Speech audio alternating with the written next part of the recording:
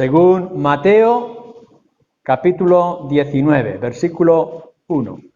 Aconteció que cuando Jesús terminó estas palabras, se alejó de Galilea y fue a las regiones de Judea, al otro lado del Jordán. Y le siguieron grandes multitudes y los sanó allí. Entonces vinieron a él los fariseos, tentándole y diciéndole: ¿es lícito al hombre repudiar a su mujer por cualquier causa? Él respondiendo les dijo: ¿no habéis leído que el que los hizo al principio varón y hembra los hizo? Y dijo: por esto el hombre dejará padre y madre y se unirá a su mujer, y los dos serán una sola carne. Así que no son ya más dos, sino una sola carne. Por tanto, lo que Dios juntó, no lo separe el hombre. Le dijeron: ¿por qué pues mandó Moisés dar carta de divorcio y repudiarla? Él les dijo: por la dureza de vuestro corazón, Moisés os permitió repudiar a vuestras mujeres, mas al principio no fue así. Y yo os digo que cualquiera que repudia a su mujer, salvo por causa de fornicación, y se casa con otra, adultera. Y el que se casa con la repudiada, adultera. Le dijeron sus discípulos: si así es la condición del hombre con su mujer, no conviene casarse. Entonces él les dijo: no todos son capaces de recibir esto, sino aquellos a quienes es dado. Pues hay eunucos que nacieron así del vientre de su madre, y hay eunucos que son hechos eunucos por los hombres, y hay eunucos que asimismo se hicieron eunucos por causa del reino de los cielos. El que sea capaz de recibir esto, que lo reciba. Y vamos a nuestra sección que estamos viendo, Primera de Corintios, capítulo 7. Centraremos nuestra atención en esta mañana en los dos siguientes versículos, 10 y 11. Os vuelvo a animar a que luego en casa leáis todo lo que ya se ha visto y podáis recordar todo lo que se ha enseñado ya. Versículo 10. Pero a los que están unidos en matrimonio, mando, no yo, sino el Señor, que la mujer no se separe del marido.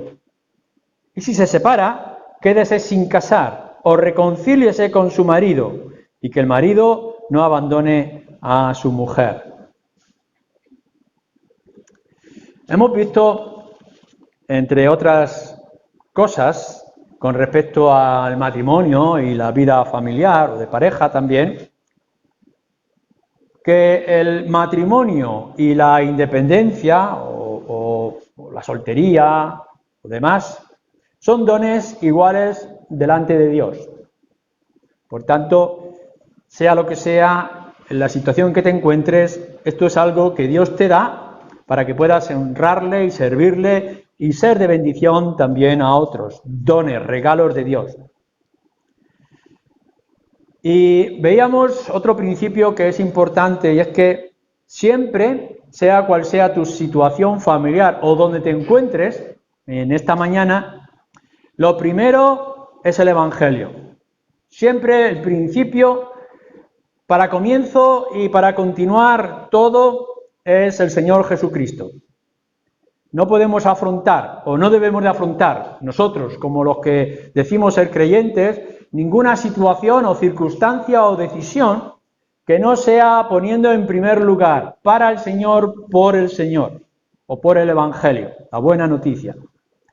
Estos son principios que son generales, que lo aplicamos en este contexto que estamos viendo de vida matrimonial o vida de familia, pero que lo deberíamos de aplicar en otras muchísimas circunstancias de nuestra vida, sobre todo en los tiempos en los que estamos viviendo. Vamos a ir dando un paso más en toda esta serie. Y vamos a ver en esta mañana algunos principios que, como veréis, no solamente son principios que debemos de aplicar en nuestra vida matrimonial o en nuestra relación como familia, sino que deberíamos de aplicarlo en otros muchos contextos, porque al final son principios generales de la Escritura que los ponemos en el contexto específico que ahora estamos viendo de familia.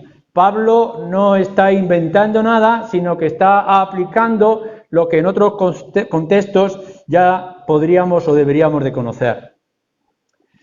Lo que sí va a ocurrir, y yo quiero advertir antes de que vayamos al siguiente punto, o al primer punto, es que en algunos de los temas de las Escrituras, el pueblo tiene diferentes interpretaciones. Y cuando vemos este versículo 10 y 11, tengo que considerar y aceptar que puede haber diferentes matices a la hora de poder aplicar o de poder ver.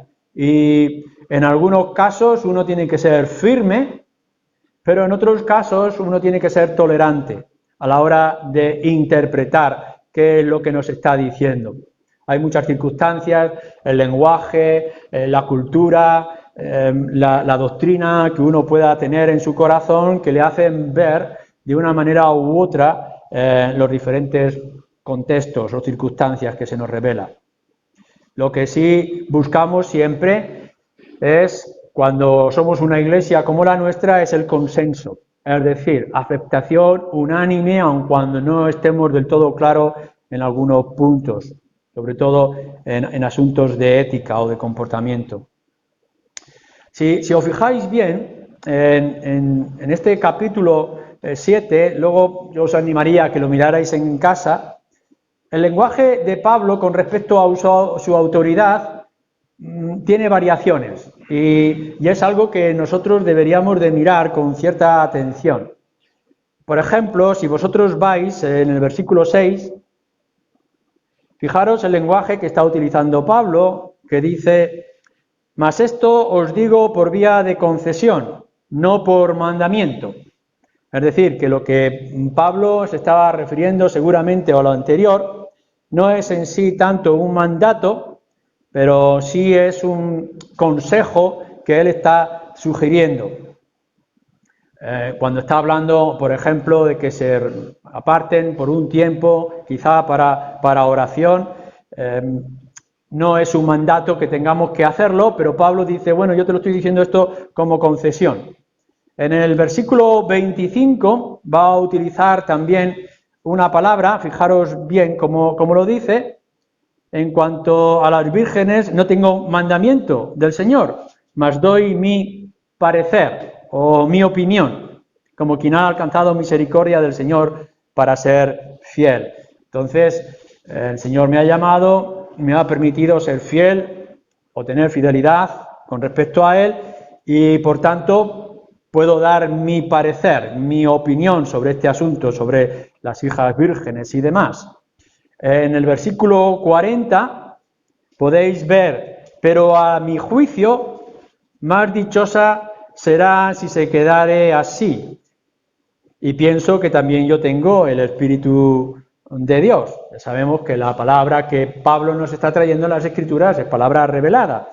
Entonces aquí está volviendo a utilizar la misma palabra que antes. Antes se ha traducido por mi parecer, aquí se traduce en el versículo 40 por mi juicio, pero es la misma palabra en griego.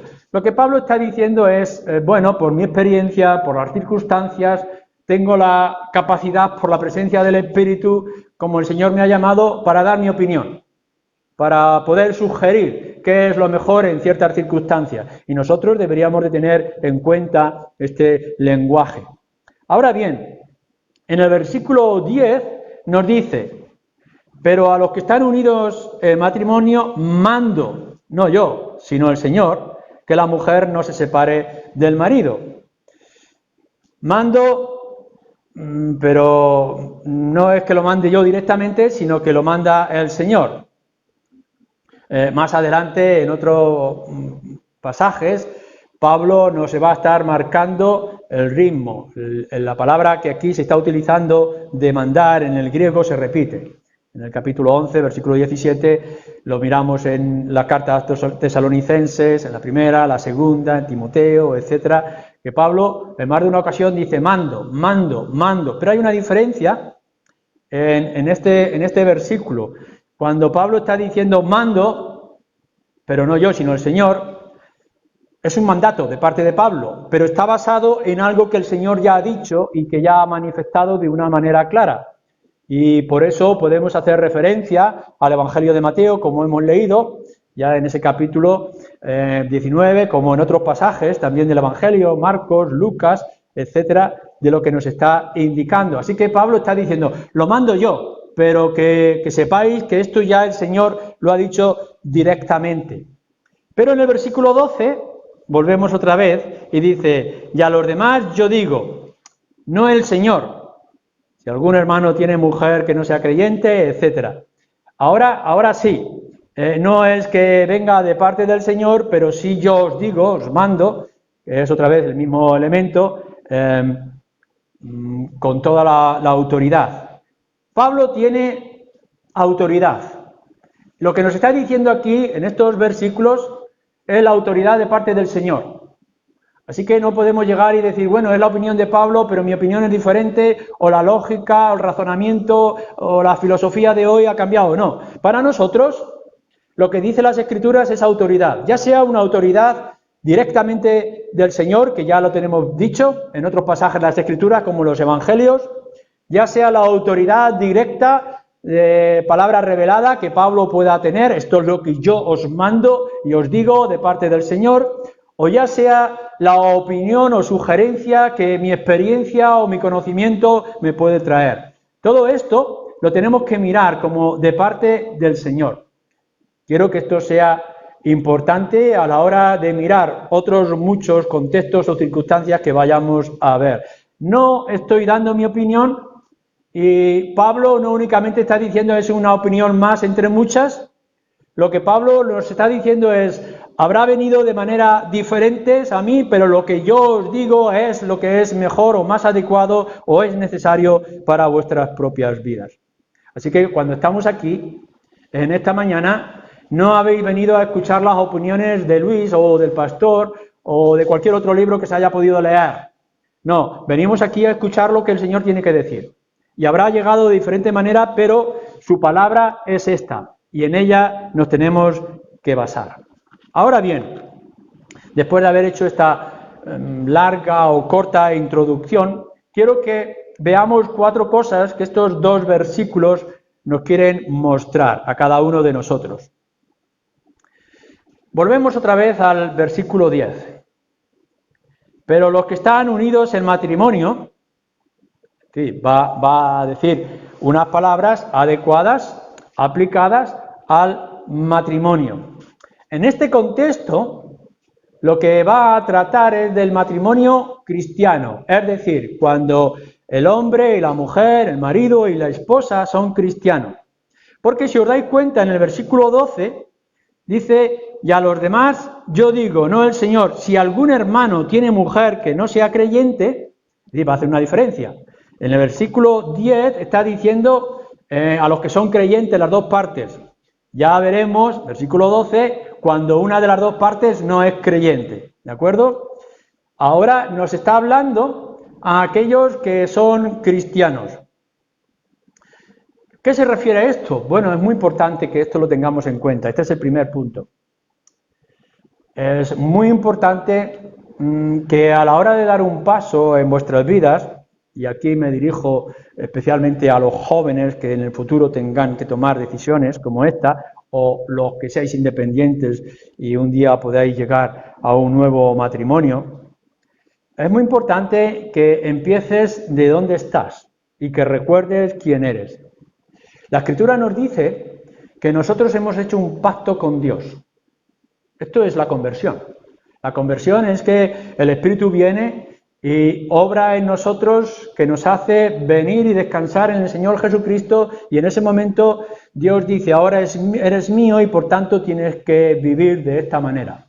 Hemos hecho un pacto. Tú, si es que dices ser creyente, has hecho un pacto con Dios. Y ese pacto, lo decíamos también el otro día, ese pacto implica que Dios o el Señor está en primer lugar. Es decir, que todo tu enfoque de vida en todos los asuntos tienes que poner en primer lugar al Señor Jesucristo. Niégate a ti mismo, toma la cruz y sígueme. Y por tanto es nuestros ojos puestos en Jesús, el autor, consumador de nuestra fe. Todo lo que tú puedas aspirar, todo lo que tú puedas alcanzar en todas las áreas, tiene que estar enfocado con este prisma, con estas gafas. Es el Señor y es para su gloria, para nuestro Señor Jesucristo. Y por tanto, lo que está implicando también, si eres creyente en esta mañana, es que la palabra de Dios es la total autoridad para tu vida. Pablo está mandando de parte de Dios, ya hemos dicho, ya sea que el Señor en su palabra lo haya dicho directamente o el Señor lo esté diciendo a través de mí, ya sea porque lo he recibido, ya sea porque lo he experimentado, esto es palabra de Dios y estáis sometidos a la palabra de Dios. Habéis hecho un pacto con el Señor y por tanto vuestro código de vida tiene que ser las Escrituras y tenéis que estar sometidos a ella. Uno de esos pactos nos dice, por ejemplo, cuando leáis en 2 de Corintios, capítulo 6,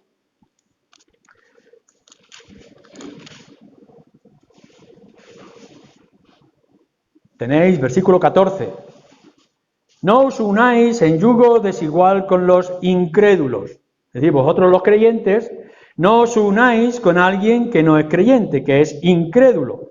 Porque ¿qué compañerismo tiene la justicia con la injusticia y la comunión, la luz con las tinieblas? Esto es un principio que tenéis que aplicar en todas las áreas. No es únicamente un principio para el matrimonio, sino en todas las relaciones que vosotros tenéis a lo largo de la vida. Tinieblas y luz, creyente y no creyente, cristiano o incrédulo, como lo queráis ver. Pero esto es algo que tenéis que aplicarlo. Por tanto, a la hora de contraer matrimonio, de entrar en una relación matrimonial o de pareja, acordaros que primero es el Señor, que vuestro código es las Escrituras y que nos está diciendo que no podemos entrar en vínculos o en pacto con los incrédulos, porque ¿qué relación tiene el uno con el otro? El mundo os va a engañar y la nueva psicología os va a engañar. Esto es como querer mezclar el agua con el aceite. Si lo habéis visto en alguna ocasión y mezcláis agua con aceite, mientras los estáis mezclando, pues estáis allí con la varita, pues parece que es un solo líquido. Pero cuando viene la calma y cuando viene el reposo, el agua queda abajo y el aceite queda arriba. En nuestra sociedad nos están engañando.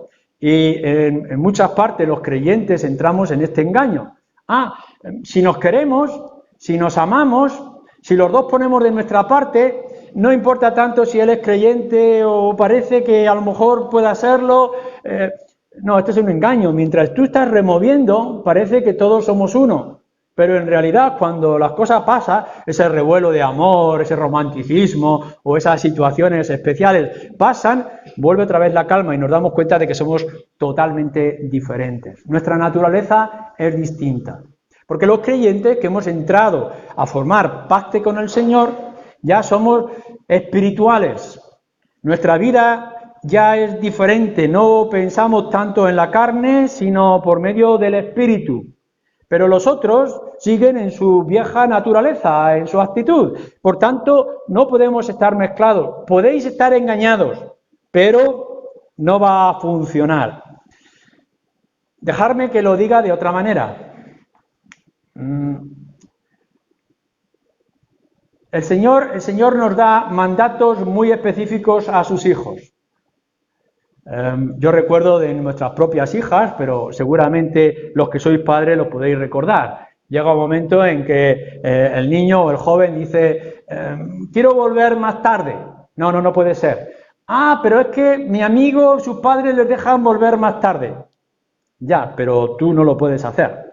En nuestra casa hay otros pactos y hay otras normas. Quiero comer esto. No, esto no lo puedes comer. Pero es que sus padres de mi amigo le dejan comer esto. Ya, pero ellos tienen otros padres. Tu padre aquí te dice, o tu madre, que no puedes comer de estas cosas. O cuando íbamos de visita. Íbamos de visita y habría otros niños también en la casa y les decís vosotros a vuestros hijos, A ver si vas a romper, no toques nada, quédate sentado en la silla. Cuando te ofrezcan, di las gracias. Coge solamente una, no cojas dos chucherías o 2 caramelos o lo que sea. Les damos instrucciones específicas. Y vemos que los demás niños se comportan de otra manera. Pero nuestros padres nos han dado instrucciones. Y no los han dado para nuestro mal, los han dado para nuestro bien. Y conforme va pasando el tiempo, los niños que han recibido una disciplina con amor han podido ver que esto está funcionando para su bien. Y que su comportamiento cuando se va de visita y actúan de esa manera, le está dando una educación que les va a servir para el futuro. ¿De acuerdo? Esto lo hemos visto y creo que la mayoría de nosotros lo hemos estado aplicando. Bueno, esto es lo que está diciendo Dios. Nuestro Dios está diciendo, mira, te he dado la Biblia y ahora como eres mi hijo, yo te doy un nuevo código de conducta. Quiero que actúes en estas circunstancias de esta manera. Y nosotros, que somos así, vamos y decimos, pero es que en el mundo se actúa de otra manera. Es que la gente de la calle hace así, sus matrimonios, sus historias, su sexualidad, su vida íntima, funciona, mira lo que dice en la televisión, mira lo que enseñan los programas. Ya, sí, esto es lo que está haciéndose en el mundo, pero tú eres mi hijo y yo quiero que actúes de esta manera. ¿Por qué no se puede casar un musulmán y un judío? Claro que se pueden casar un musulmán y un judío. Y pueden hacer lo que ellos quieran en sus vidas, pero tú eres creyente. Y como creyente te tienes que someter a las Escrituras, porque has formado un pacto conmigo, porque yo estoy en primer lugar. Y por tanto, aun cuando los otros niños o los otros seres humanos actúen de otra manera, tú eres mi hijo y tienes que actuar como mi hijo. Y aun cuando ahora no puedas entender ciertas cosas, ya las entenderás más adelante. Tu pacto con el Señor tiene que regular todas las cosas y todas las situaciones. Así que cuando tú enfoques tu sexualidad o cuando enfoques tu futuro de pareja, tienes que afrontarlo de esta manera. ¿Has puesto en primer lugar a nuestro Señor Jesucristo? ¿Es el código del Evangelio lo primero que tiene que regular? Porque si no, no va a funcionar. Claro, un día podrás venirme y podrás decirme, mira, ves, yo he visto que nuestros líquidos están mezclados. ¿Ves? Pasamos un montón de años y estamos juntos y no pasa nada, no hay ninguna cosa de rechazo. Y yo tendré que decir, claro, porque los dos soy aceite o los dos soy agua. Esta es la situación. Cuando tú eres creyente y el otro no es creyente, al final se verá la naturaleza de cada uno. ¿Estás dispuesto a afrontar ese problema, esa división, esa tensión en desobediencia a lo que diga la palabra? Por lo contrario, será mucho más fácil. Si el niño recuerda que sus padres quieren lo mejor y que van a guiarlos y cuidarlos, seguramente su obediencia, su respeto, le va a ayudar a comportarse bien cuando vayan de visita o a cumplir su horario a la vuelta a casa. Si tú eres creyente, te darás cuenta de que no es tan difícil someterte a la palabra de Dios y aplicarlo en tu vida. Ya sea en lo privado y íntimo, ya sea en tu matrimonio, ya sea en relación con tus padres o en el trabajo. Esto que estamos viendo y que está diciendo, no se lo dice al mundo, se lo está diciendo en primer lugar a los creyentes. Y tú tienes que pensar si en esta mañana tú eres creyente. Si eres creyente, estás obligado a aceptar lo que la Escritura te está diciendo como hijo de Dios. La segunda cosa que nos revelan estos dos versículos es que, aun cuando los dos seáis creyentes, hay problemas, hay tensiones. Problemas y tensiones que ponen en riesgo el matrimonio. Pero los que están unidos en matrimonio, ¡ay, qué bien! Los dos cristianos, una boda religiosa, cristiana, evangélica, su musiquita, ¡uy, qué bien! Las promesas, las velitas, etcétera, etcétera. Todo muy romántico, todo muy bien. Las primeras semanas de la mano a la iglesia, etcétera, pero luego viene la realidad. Luego vienen los conflictos. Los que están unidos en matrimonio, mando no yo, sino el Señor, que la mujer no se separe del marido.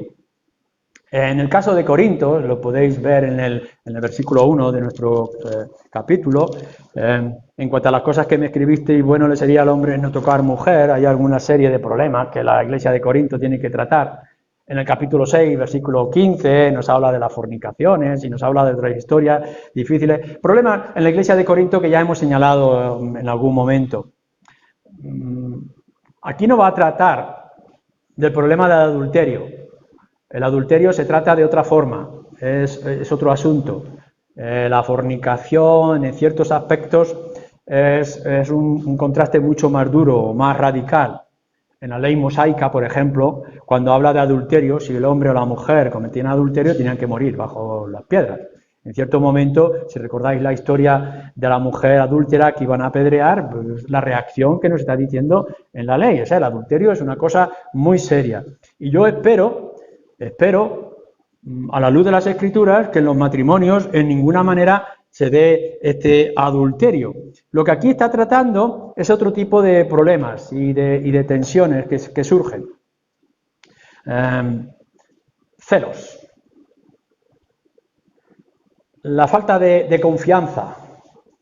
En cuanto hay unas dudas y hay unas sospechas, el marido pasa demasiado tiempo en el trabajo, no le responde de la manera que tenía que responder, no hay gestos, no hay actitudes adecuadas, etcétera, males entendidos, las sospechas, etcétera.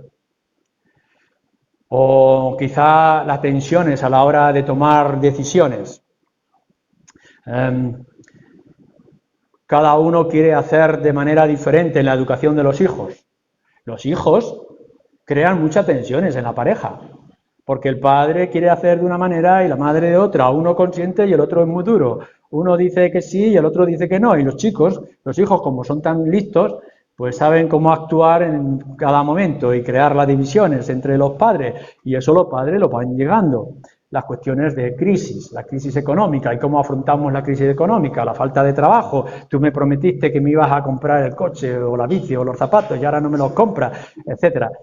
La economía es otro de los muchos problemas que también los creyentes tenemos que afrontar.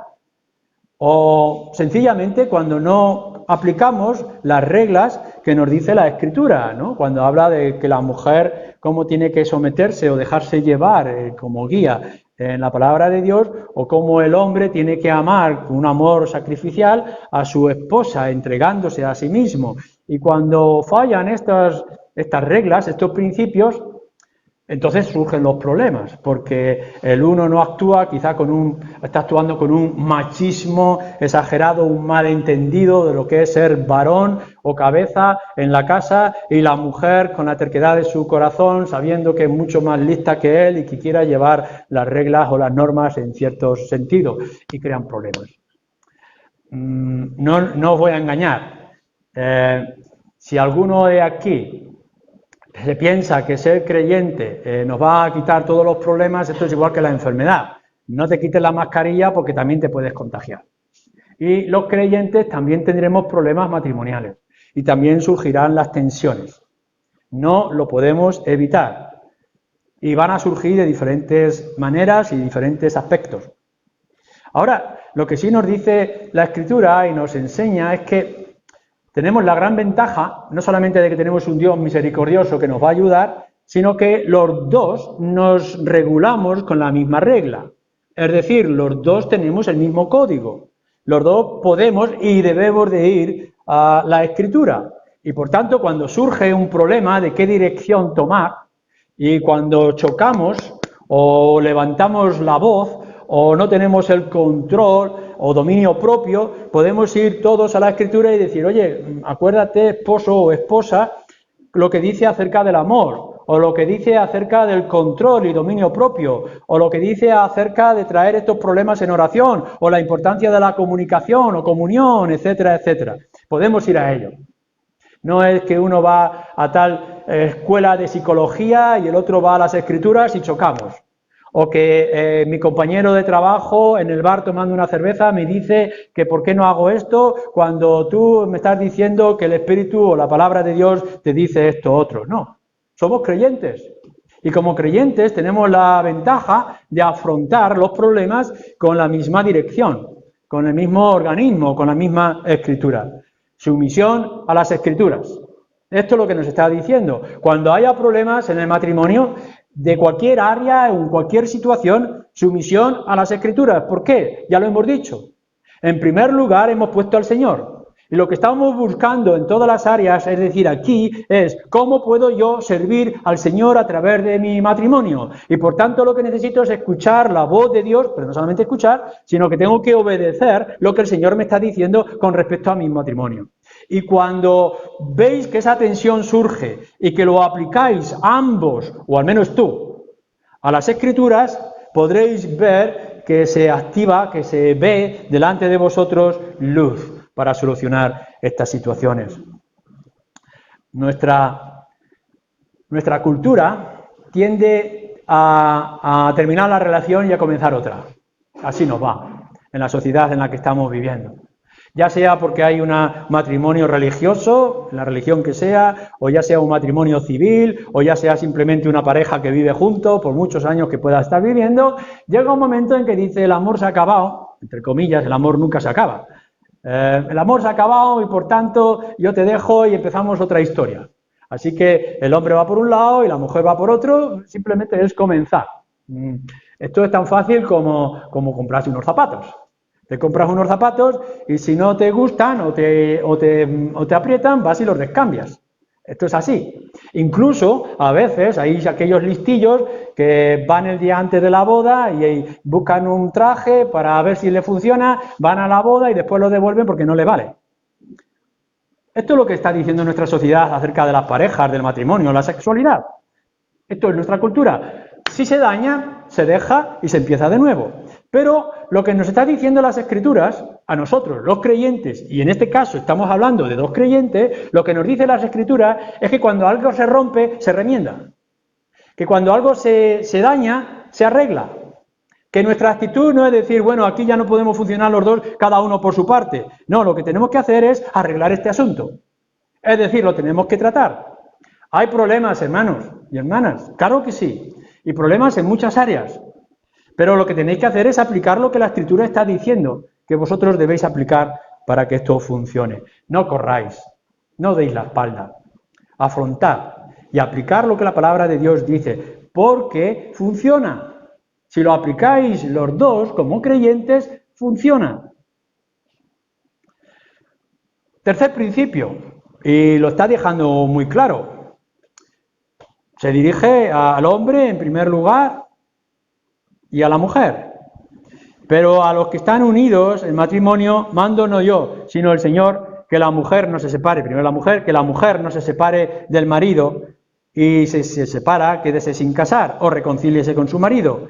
Y que el marido no abandone a su mujer. No vamos a hacer énfasis aquí en la diferencia entre la mujer separarse y el marido abandonar, pero tiene también su razón de ser. Pero lo que nos está diciendo es principio cristiano, para aquellos dos que sois cristianos o aquellos que un día os queráis casar y formar un matrimonio cristiano. ¿Qué es lo que está diciendo? No separarse. Esto es lo que vosotros tenéis que clavar en vuestra mente. No os casáis para ver cuánto dura, os casáis para que dure, para que sea así siempre. Intentar solucionar los problemas, intentar ser firmes en la aplicación de los principios de las Escrituras. Cuando sea necesario buscar ayuda de otros que tengan más conocimiento o más experiencia, pero siempre someterse a la autoridad de la palabra para solucionar ese problema. No es la separación, no es el romperlo y tirarlo, es arreglarlo y continuar. Esto podrá parecer difícil, seguramente es mucho más difícil para aquellos que os consideráis inocentes en aquel problema o que tenéis más razón o más derechos para tener que defender. Pero Pablo va a tratar este asunto con otros principios que son generales y que aplicamos también aquí. En el capítulo 9, versículo 19 nos dice así. Y todo el pasaje sería importante que lo pudierais leer con más detenimiento, pero centrad vuestra mente, capítulo 9, versículo 19. Por lo cual, siendo libre de todos, me he hecho siervo de todos para ganar a mayor número. Me he hecho a los judíos como judío para ganar a los judíos. Versículo 22. Me he hecho débil a los débiles para ganar a los débiles. A todos me he hecho de todo para que de todos modos salve a algunos. Y esto, versículo 23, hago por causa del Evangelio, para hacerme copartícipe de él. Me he hecho débil a los débiles, me he hecho siervo con los siervos, judío con los judíos. ¿Por qué? ¿Para qué? ¿A causa de qué? A causa del Evangelio. Es decir, que ahora tú afrontas un problema. Y el problema no se soluciona con la separación, con la huida, con la ruptura. No, lo que se dice aquí es, cede. Lo que te está diciendo es, hazte siervo, hazte débil con los débiles, por causa del Evangelio. Claro está, si en un matrimonio que hay problemas, que hay tensiones, tú pones en primer lugar tus derechos, no voy a permitir que me levantes la voz, no voy a dejar que vayas siempre con la tuya, me voy a poner firme en estas situaciones y en estas cosas, ya no voy a aguantar ninguna cosa más. Lógicamente, si te pones tú en primer lugar, el matrimonio no va a funcionar.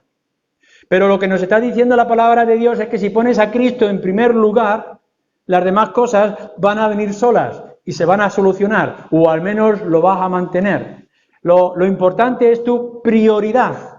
La prioridad en la familia, la prioridad en el trabajo, la prioridad en la salud, la prioridad en tu entrada y tu salida, la prioridad a la hora de enfrentar la enfermedad o la pandemia. ¿Cuál es? El Señor Jesucristo, y es el Evangelio. Y si lo pones en primer lugar por causa del Evangelio, estoy dispuesto a lo que sea. Tendréis que ver cuán importante es esto. Porque si lo veis de otra manera, os va a costar mucho afrontar las situaciones de riesgo o de dificultad. No hay excepciones, no hay excusas para todo esto. Pablo en Romanos capítulo 15 nos dice que tenemos que soportar la flaqueza de los débiles. O en su segunda carta a los Corintios, capítulo 6, versículo 3, nos dice que no seamos tropiezo para los débiles, en contexto de iglesia y de los creyentes. No seáis tropiezo el uno al otro. Ceder. Todo lo puedo, pero no todo conviene. Y tu libertad no tiene que ser tropiezo o dificultad para tu hermano débil, en este caso tu esposo o tu esposa. La única cosa que nos puede aspirar y sabemos que nos deja en la libertad es el de la muerte, como dice también en Romanos capítulo 7, versículo 3. Piensa bien con quién te vas a casar un día. Piensa bien en qué relación vas a entrar.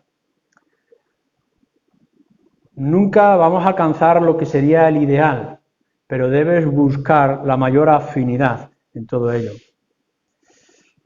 A veces estamos pensando únicamente decir, bueno, alguien me ha dicho que es creyente, lo he visto una vez que ha orado, viene a la iglesia, a los cultos, con eso para mí es suficiente. No es suficiente. No es suficiente. Si tú crees que en tu búsqueda del Señor y alabar y servir al Señor, esa persona va a ser una carga, no te pongas cargas. Si va a ser una dificultad o una barrera para tu crecimiento espiritual, no busques esa barrera. No es simplemente que te dejes engañar emocionalmente diciendo esta persona es para mí, seguramente yo la voy a cambiar y seguramente la voy a transformar. Te va a transformar a ti. Lo que estamos diciendo es, si tienes al Señor Jesucristo, seas soltero, seas casado, seas viudo, sea como sea, cual sea tu situación, que todo sea para la gloria del Señor. Y por tanto, todas las decisiones tienen que estar marcadas con esto. Busca a alguien, no solamente que sea afín en tu fe, sino en el nivel de tu fe. Y que esa persona te ayude a crecer y tú le puedas ayudar a ella. No solamente que sea creyente, sino que pueda ser un buen creyente. Que tú le puedas seguir y ella o él te pueda seguir. Que tú puedas llevarle y que él o ella pueda llevarte. No os separéis. Esa no es respuesta alguna de las Escrituras. No os separéis. Cuando te cases o tomes una decisión, que sea con todas las decisiones claras. Ahora bien, y el punto 4. Y si se separa, quédese sin casar o reconcíliese con su marido y que el marido no abandone a su mujer. Esto es una situación real.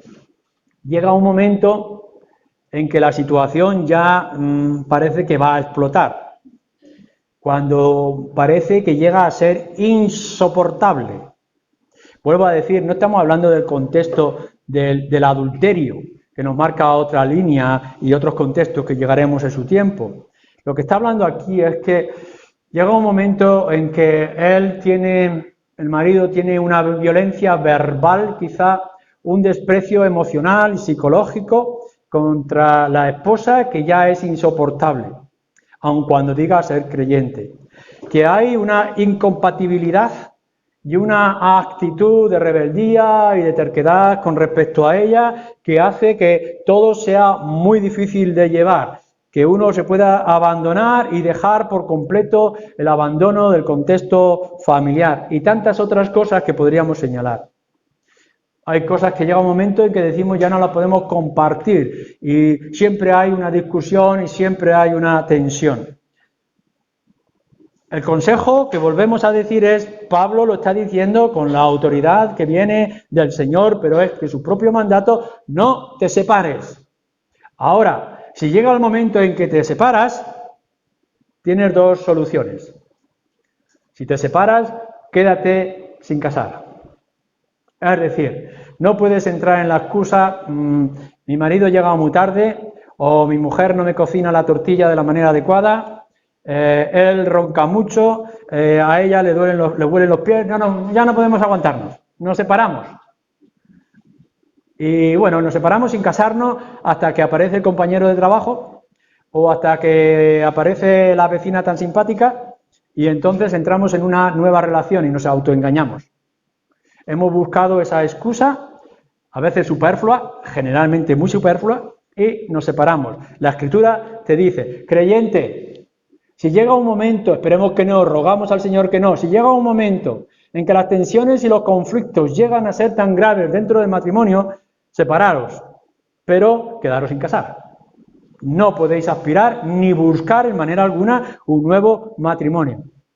O la segunda solución, cuando pase un tiempo, algo que Pablo ya ha tratado anteriormente, reconcíliate con tu hermano, con tu hermana, con tu esposo, con tu esposa.